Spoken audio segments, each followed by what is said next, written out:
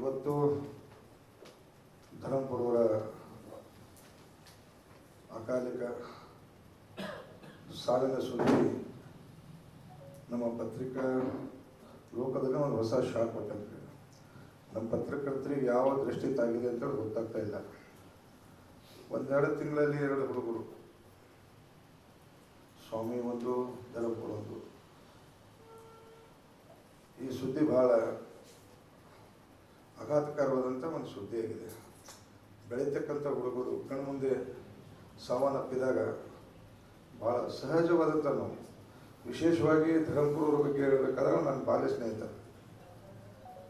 ನನ್ನ high school made ಅವ. ನಾವೊಂದು ನಾಟಕನೂ ಪಾತ್ರ ಮಾಡಿದ್ದೇವೆ. ಇಬ್ಬರು ಪತ್ರಿಕೆ ತೆಗೆದಾಗ ನಾನು ಪತ್ರಿಕೆ ಬಂದಾಗಿ ನೋಡಿಕೊಂಡು ನಾವು ಪತ್ರಕರ್ತನಾಗಿದ್ದೆ. ಒಂದು ಸ್ವಭಾವ ಧರಂಪುರದಂದ್ರೆ ಸಡನ್ ಆಗಿ ಏನು ಮಾತಾಡ್ತಾನ ಏನೆಲ್ಲನೋ ಅವನಿಗೆ ಗೊತ್ತಾಗ್ತದೆ. ಭಾಳ ಭಾಳ ಮನುಷ್ಯನ ಒಂದು ದುಡ್ಡಿಂದು ಕಲ್ಮಶ ಇಲ್ಲಂಥ ವ್ಯಕ್ತಿ ಇವ. ಇವತ್ತು ಅವನ ಸಾವಿನ ಸುದ್ದಿ ಬಂದ ತಕ್ಷಣ ಅವನ ಮನೆ ಅಡ್ರೆಸ್ ಕೇಳಿದಂಥ ವ್ಯಕ್ತಿಗಳು ನನಗೆ ಹೇಳಬೇಕಾದ್ರೆ ನಿಮಗೆ, ನಾನು ಅನಾಯಾಸವಾಗಿ ಪ್ರವಾಸದಲ್ಲಿ ನನ್ನ ಕಾಶಿಯಲ್ಲಿದ್ದ, ನಾ ಇರಲಿಲ್ಲ ಊರಾಗ. ನನಗೆ ಏನಾರ ಒಂದು 10 ಜನ ಇಂಪಾರ್ಟೆಂಟ್ ಜನರು, ನೀ ಎಲ್ಲಿದ್ದೀನಿ, ಧರಂಪುರ ಮನೆಗೆ ಹೋಗೋರಿ, ನೀ ಎಲ್ಲಿದ್ದೀನಿ, ನೀವು ಎಲ್ಲಿದ್ದಿ, ಧರಂಪುರ ಮನೆ ಇಲ್ಲದ ಅಂಥೇಳಿ ಭಾಳ ಆತ್ಮೀಯರಾಗಿರ್ತಕ್ಕಂಥ ದೊಡ್ಡ ದೊಡ್ಡ ವ್ಯಕ್ತಿಗಳು ಅವ್ನ ಮನೆ ಕೇಳಿದ್ರು. ಇದು ಒಂದು ಪತ್ರಕರ್ತ ಸಂಪಾದನೆ ಮಾಡಿದ ಸಾಮಾನ್ಯ ಮಾತಲ್ಲ. ಅವಾಗ ಇದ್ದಾಗ ಅವನ ಬೆಲೆ ಗೊತ್ತಾಗಿಲ್ಲ ಭಾಳ ಮಂದಿಗೆ. ಅವನು ನಮ್ಮದೇನೆ ಇರ್ತಿದೆ, ಆದರೆ ಅವನ ಸರಳತೆ, ಸಜ್ಜನಿಕೆ, ಅವನು ಕೊಟ್ಟಂಥ ಸರ್ವಿಸ್ ಏನು ಪತ್ರಿಕಾ ಲೋಕಕ್ಕದ, ಅದು ಅಸ್ಮರಣೀಯ ಸರ್ವಿಸ್ ಅದ. ಅಂಥವ್ರು ಹುಟ್ಟು ಬರೋದು ಭಾಳ ಕಷ್ಟ. ನಾವು ಇಲ್ಲೆಲ್ಲ ಕುಂತಂದ್ರೆ ಭಾಳ ಜನ ನಾವು ನಮ್ಮ ಹಿತಾಸಕ್ತಿ ನೋಡ್ತೇವೆ ಹೊರತು ಅವ ಯಾವತ್ತೂ ಅವನ ಹಿತಾಸಕ್ತಿ ಅಲ್ಲ.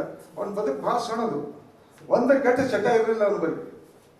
ಭಾಳ ನೋವಿನ ಸಂಗತಿ ಏನದ ಅಂದ್ರೆ ಒಂದು ಕೆಟ್ಟ ಚಟ ಇರಲಿಲ್ಲ. ಭಜನೆ ಮಾಡ್ತೇನು, ಯಾರ ಫೋನ್ ಮಾಡಿದಾಗ ಕಟ್ಟ ಅಟೆಂಡ್ ಆಗ್ತೇನು. ಈಗ ಪತ್ರಿಕಾ ಭವನ ಆಗಿದ ನಂತರ ನಾವೆಲ್ಲ ಪತ್ರಿಕಾಗೋಷ್ಠಿ ಸಿಸ್ಟಮ್ ತಂದಿದ್ದೆವು. ಅದಕ್ಕಿಂತ ಮೊದಲು ಯಾರ ಪತ್ರಿಕಾಗೋಷ್ಠಿ ಮಾಡಬೇಕಿತ್ತು ಅಂದ್ರೆ ಯಾರೇ ಹುಡುಕ್ತಿರು, ಧರಂಪುರ ಹುಡುಕ್ತಿರು. ಅದು ಅರೇಂಜ್ ಮಾಡಿಕೊಡೋದು, ಅದು ಮಾಡೋದು. ಮತ್ತು ಅವ ಎಲ್ಲೂ ಯಾರಿಗೆ ಮನಸ್ಸು ನೋಯಿಸಿ, ಇವತ್ತು ಮಾಧ್ಯಮ ಅಂದ ತಕ್ಷಣ ಭಾಳಷ್ಟು ಪ್ರಶ್ನೆಗಳು ಬರ್ತಾವೆ. ಅಪವಾದ ರಹಿತ, ನಿಷ್ಕಲಂಕವಾಗಿ ಇವತ್ತು ಪತ್ರಿಕಾ ಜಗತ್ತಿಗೆ ಒಂದು ಹೆಸರು ತಂದು ಕೊಟ್ಟನೆ ಹೊರತು ಹೆಸರು ಕೆಡಿಸಿ ಹೋಗದಂಥ ಪತ್ರಕರ್ತ ನಮ್ಮ ಮಧ್ಯೆಯಲ್ಲಿ ಇವತ್ತು ನಮ್ಮ ಸ್ನೇಹಿತ ಆಗಲಿ, ಆತ್ಮೀಯ ಆಗಲಿ, ನಮ್ಮ ಬಾಲ್ಯ ಸ್ನೇಹಿತ ಆಗಲಿ. ನಾವು ಅವನ ಶ್ರದ್ಧಾಂಜಲಿ ಸಭೆ ಹೊಂದಿವೆ. ಅವನ ಒಳಗಿರ್ತಕ್ಕಂಥ ಕೆಲವು ಒಳ್ಳೆತನಗಳು ನಮ್ಮ ಜೀವನದಲ್ಲಿ ಅಳವಡಿಸ್ಕೊಂಡು ಅವನಿಗೆ ಶ್ರದ್ಧಾಂಜಲಿ ಕೊಡಬೇಕು ಅಂತ ನಾನು ಪತ್ರಿಕಾ ಬಾಂಧವರಲ್ಲಿ ವಿನಂತಿಸ್ಕೊತ